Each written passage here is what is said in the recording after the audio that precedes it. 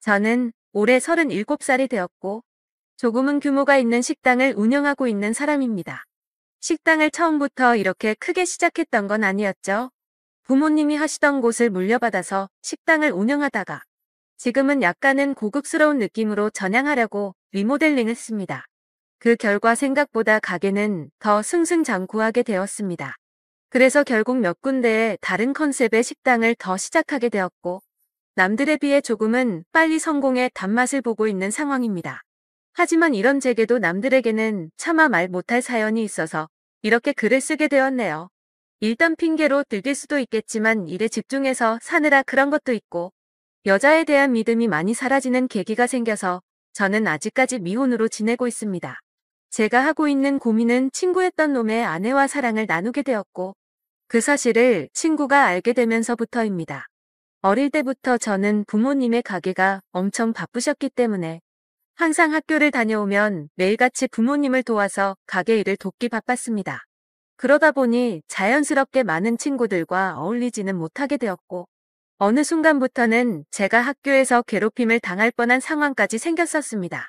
하지만 그땐 제가 워낙 숫기도 없고 말주변도 뛰어나지 않아서 학교에서는 조용히 지냈는데 오히려 그 덕분인지 주변 친구들은 저를 괴롭히는데 흥미를 잃게 되었고 저는 또래 친구들과 크게 다를 바 없이 학창시절을 지내게 됐었죠. 그렇게 성인이 될 때까지 학창시절 친하게 지냈던 몇몇 친구들만 봐오면서 지내었었죠. 몇 년 전 일입니다. 어느 날 친구들과 술을 한잔 마시는데 동창회를 하는데 친구들이 다 같이 나가자고 하더라고요. 사실 저는 내키지는 않아서 참석하지 않으려고 했습니다. 어릴 때 기억은 그다지 좋지 않았었기에 별로 나가고 싶지 않았죠. 그런데 그때 친구의 한마디가 제 마음을 돌리는 계기가 되었습니다. 너 지연이도 이번 동창회 모임에는 참석한다는데 너 진짜 안 나가려고?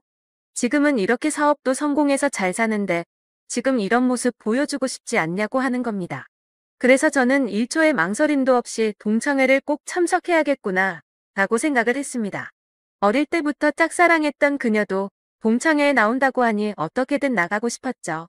그때는 정말 말주변도 없어서 바라만 보고 마음을 애태웠던 여자인데 제 마음 가슴속에 묻어두었던 감정이 다시금 살아나는 기분이었습니다. 그렇게 동창회 모임의 날이 다가왔고 거의 20년 가까이 한 차례도 보지 않다가 만나니까 누가 누군지도 잘 모르겠더라고요. 하지만 딱 2명은 정확하게 얼굴을 보자마자 옛날 생각이 나서 바로 알겠더군요. 한 명은 제 짝사랑이자 첫사랑이었던 그녀였었죠.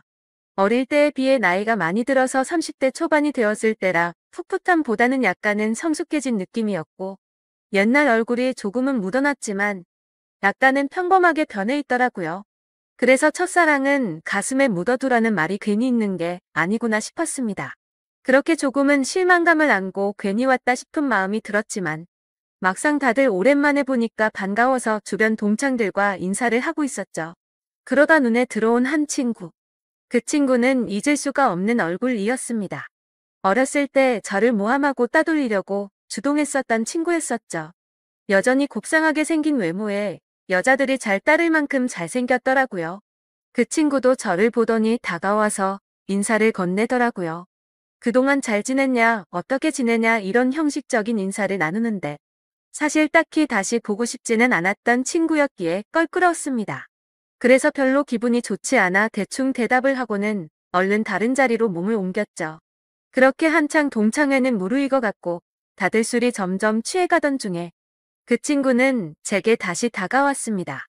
제가 먼저 말하지도 않았는데 제게 먼저 말을 하더라고요. 어릴 때 자신이 괴롭혔던 거 평생 후회했고 미안했다면서 정말 연락하고 싶었는데 네가 불편할까봐 차마 연락을 못했다고 말하더라고요. 그러면서 본인은 어릴 때부터 가난에 찌들어서 생활이 힘들었는데 제 부모님이 돈을 많이 버셔서 그게 부러워서 어린 마음에 너무 짓궂었다고 사과를 하는데 솔직히 어릴 때 일이라 그럴 수도 있겠구나 싶었고 저는 괜찮다고 대답을 했죠. 그렇게 그날 동창회는 끝이 났고 제 마음속에 간직하던 첫사랑은 떠나보내게 되었고 제가 가장 증오했던 친구는 제 친구로 남게 되었습니다. 그리고 나서 몇 달 뒤에 저는 되게 괜찮은 여자친구가 생기게 되었습니다. 직원의 소개로 만나게 된 여자였는데 성격이 엄청 다정하고 착했습니다. 직업도 좋고 외모적으로도 예뻤기에 제가 적극적으로 대시를 해서 만나게 되었죠. 그 당시 여자친구는 저보다 10살이나 어린 한참 연하였지만 본인은 연상을 좋아한다면서 제 부담을 덜어주더라고요. 그때는 정말 세상이 밝아 보이더라고요. 사업도 승승장구 하던 시기였고 어리고 예쁜 착한 여자친구가 생겼으니 말이죠. 그리고 저도 나이가 나이인지라 결혼을 전제로 진지한 만남을 가지고 있었는데 이 여자와 결혼을 하게 되면 내 인생은 즐겁겠구나 싶었습니다. 그러다 어느 날 저는 동창회에서 만난 친구와 술자리를 가지게 되었습니다. 술을 한참 마시다가 친구는 우리 다른 동창 친구들도 불러서 같이 여름을 맞이해서 여행을 가는 게 어떻겠냐고 하더군요. 그래서 저는 사업을 확장하느라 바빠서 시간을 많이 내기 어려운데 아마도 여자친구와 가야 될 것 같다고 거절을 했더니 그 친구는 기왕 가는 거 자신도 여자친구 데려갈 테니 저보고 여자친구한테 말해서 같이 커플 여행 가면 되지 않겠냐고 제안을 하더라고요. 그래서 저는 그런 경험도 별로 나쁘진 않을 것 같다라는 생각이 들었고 결국 4명의 남녀 커플들이 모여서 여행을 가게 되었습니다. 그런데 그 여행은 절대 가지 말았어야 할 참으로 비극적인 여행이 되었죠. 친구의 여자친구는 사진으로 미리 봤지만 역시나 엄청난 미인이더라고요. 외모와 몸매는 사실 제 여자친구에 비하면 훨씬 월등했고 나이만 빼놓고는 모든 게 더 완벽했었죠. 그냥 누가 보면 저 두 커플은 선남선녀 같고 연예인처럼 보이는 모습이었죠. 그에 비해 저는 평범한 30대 초중반 남자였고 제 여자친구는 어리고 예쁜 상큼한 모습이었습니다. 그렇게 저희 4명은 1박 2일로 여행지로 떠나게 되었습니다. 친구는 차량을 렌트하였고 저는 숙박업소와 음식을 준비하게 됐습니다. 그 당시 친구는 사업을 준비하던 시기였고 제가 여유가 있었기에 굳이 금전적인 지출에 대해서 얼마씩 모으자고 하기엔 별로라는 생각에 제가 준비를 했죠. 그런데 여행을 가서 뭔가 기분이 더러워지기 시작하더군요. 여자친구는 제 친구의 사소한 농담에도 자지러 지듯이 리액션을 하면서 장단을 맞추고 제가 불을 지피고 있는데 그 둘은 음식을 준비하면서 둘이서 야채를 씻고 오고 그러더군요. 그래서 저는 친구의 여자친구에게 말을 건넸습니다. 친구가 잘해주냐고 물어보니 별로 기분이 좋지 않은 듯 조용히 내라고 대답을 하더라고요. 그래서 친구 여자친구도 저처럼 별로 기분이 좋지 않구나라고 생각을 했습니다. 그렇게 다 같이 준비한 음식과 술을 마시게 되었고 다들 점점 술에 취해가고 있었죠. 한참을 마시다 보니 저는 술에 취해서 정신을 잃고 잠깐 잠이 들었습니다. 눈을 떠보니 친구 여자친구만 혼자서 덩그러니 술을 마시고 있더라고요. 친구랑 제 여자친구는 어디 갔냐고 물어보자 앞에 바람 좀 쐬러 나갔다고 말하더군요. 근데 이게 도대체 무슨 말도 안 되는 상황인지 도저히 이해가 안 가더라고요. 친구는 본인의 여자친구를 놔두고 왜 제 여자친구랑 바람을 쐬러 갔는지 너무 어이가 없었습니다. 그리고 이 여자친구는 그런 둘을 놔두고 왜 혼자서 여기서 술을 마시고 있는지 이해가 안 됐죠. 그래서 저는 왜 혼자서 안 나가고 여기 계시냐고 했더니 그냥 피곤해서 쉬고 싶어서 방에 남는다고 했다더군요. 저는 기분이 불쾌해서 곧장 여자친구를 찾으러 밖으로 나갔습니다. 친구와 여자친구에게 전화를 수십 통을 해도 받지를 않더라고요. 너무 걱정도 되기 시작했고 화가 나서 다시 숙소로 들어가려고 하는데 저 멀리 바닷가 등대 아래쪽에서 불빛이 보였습니다. 그쪽으로 다가가 보니 친구와 여자친구가 오고 있어서 저는 바로 욕을 했습니다. 내가 전화를 몇 통을 했는데 안 받냐고 온갖 짜증을 냈죠. 그러자 친구와 여자친구는 무음이었다고 말하는데 누가 그 말을 믿을 수 있을까요? 저는 당장 사실대로 말하라고 했고 여자친구는 오빠 미안이라고 하더군요. 정말 그 한마디에 가슴이 철렁 내려앉았습니다. 그때 확신을 하게 됐고 친구에게 주먹질을 하려고 하는데 날렵하게 피해버렸고 저는 취한 상태여서 그 자리에서 넘어지고 말았습니다. 그러더니 친구였던 그놈은 풋소리를 내면서 웃는데 너무 자존심도 상했고 비참했습니다. 저런 정신 나간 놈을 믿었던 제가 멍청했었죠. 그래서 저는 너네 같이 더러운 것들은 살다가 생전 처음 본다고 말했고 앞으로 내 인생에서 절대로 눈에 띄지 말라고 했습니다. 그러고는 저는 택시를 타고 곧장 집으로 돌아왔습니다. 그렇게 저는 살면서 가장 큰 배신감을 겪게 되었고 씻을 수 없는 상처를 받게 되었습니다. 결혼까지 생각했었던 여자친구에게 그렇게 배신을 당하고 났더니 도저히 정신을 차리지 못하겠더라고요. 그 후로 며칠 동안을 잃은 뒷전이었고 페인처럼 술만 마셨습니다. 정말 정신 나간 사람처럼 웃다 울다 비참한 하루하루를 지내고 있었죠. 그러다 한 달 정도가 지난 뒤에 여자친구에게서 연락이 오더라고요. 새벽 시간에 잘 지내고 있냐고 카톡이 오는데 정말 너무 미웠지만 또 한편으로는 반갑기도 하고 말로는 표현이 안 될 그런 감정들이 들었습니다. 결국 저는 너무 멍청하게도 여자친구에게 답장을 하게 됐습니다. 네가 무슨 낯짝으로 감히 지금 나한테 연락을 하냐고 했죠. 그러자 그때 얘기를 하는데 자신도 술에 취해서 정신을 잃고 당했다고 하더라고요. 술에 취해서 바람을 쐬러 나왔을 뿐인데 그런 일이 벌어졌답니다. 저는 그 말을 고지곳대로 믿었습니다. 아니 사실 그 말을 믿고 싶었던 걸지도 모르죠. 그만큼 제게 있어서 그 당시 여자친구의 존재는 너무 큰 사람이었습니다. 저는 그런 여자친구를 용서를 하고 다시 만나게 되었지만 믿음이라는 건 한 번 무너지고 나니 도저히 회복이 안 되더라고요. 그렇게 겨우겨우 버티면서 만나던 어느 날이었습니다. 같이 밥을 먹다가 여자친구가 화장실에 간 사이 여자친구의 폰이 울렸습니다. 사실 여자친구가 의심스러워 비밀번호 패턴을 외워두었기에 바로 풀어서 확인을 했죠. 근데 평소 여자친구는 카톡을 썼는데 알 수 없는 메신저로 연락이 와 있더군요. 예상대로 여자친구는 아직도 제 친구라는 그놈과 연락을 주고받고 있었습니다. 정확히 말하면 여자친구가 그 친구놈에게 매달리고 있더군요. 친구는 여자친구가 너와 연락하는 거 불편해하니까 이제 그만하라고 하고 있었고 제 여자친구는 일단 만나서 얘기하자 오빠를 너무 사랑해서 아무것도 못하겠다 이따위 내용을 보내고 있더군요. 차라리 다시 만나지 말걸. 이라는 생각이 들었습니다. 때마침 여자친구는 테이블로 오고 있었고 저는 곧장 일어서서 나가버렸습니다. 그리고 그날 이후로는 깨끗이 잊었고 모든 연락을 차단하고 일에만 집중해서 살았습니다. 아무쪼록 저는 그 계기로 여자에 대한 혐오증이 생겨버렸고 결혼을 절대 하지 말아야겠다라고 생각하고 살았습니다.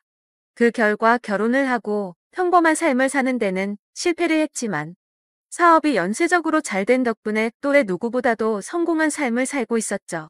그렇게 저는 마음도 점점 안정을 찾아갔고 새로 런칭한 레스토랑에서 일을 보고 있었습니다. 그런데 엄청 미인의 여자들이 가게로 들어오더라고요.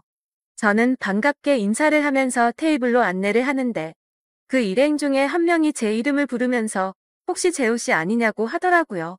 그래서 얼굴을 봤더니 친구놈의 여자친구였습니다. 몇 년이 지났지만 워낙 미인이었기에 바로 알겠더라고요. 끼리끼리 논다더니 미인들끼리 노는구나 싶었죠.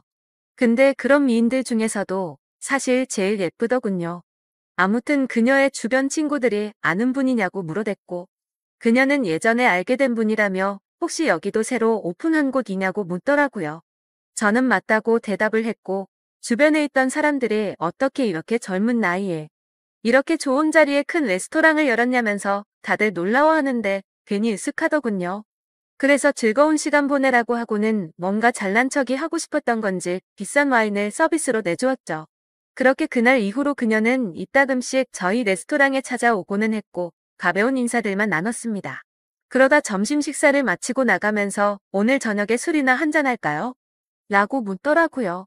저는 갑자기 그런 제안을 받자 뭐 하는 거지 싶었는데 본인도 그때 만나던 친구놈과 헤어졌다며 시간 괜찮으면 연락하라면서 명함을 주고 나가더라고요. 내가 왜 너랑 술을 먹냐고 생각은 했지만 행동은 달랐죠. 연예인보다 더 예쁜 미인이 술을 먹자고 하는데 라는 생각도 들었고 사실 그 친구놈이랑 그 사건이 있고 나서 어떻게 됐는지도 궁금하더라고요. 그래서 그날 저녁 근사한 곳에 약속 장소를 잡고 저는 신나는 기분으로 나갔습니다. 그녀는 점심때와는 다른 여성스러운 복장으로 제가 있는 곳으로 다가오는데 진짜 선녀 같다랄까.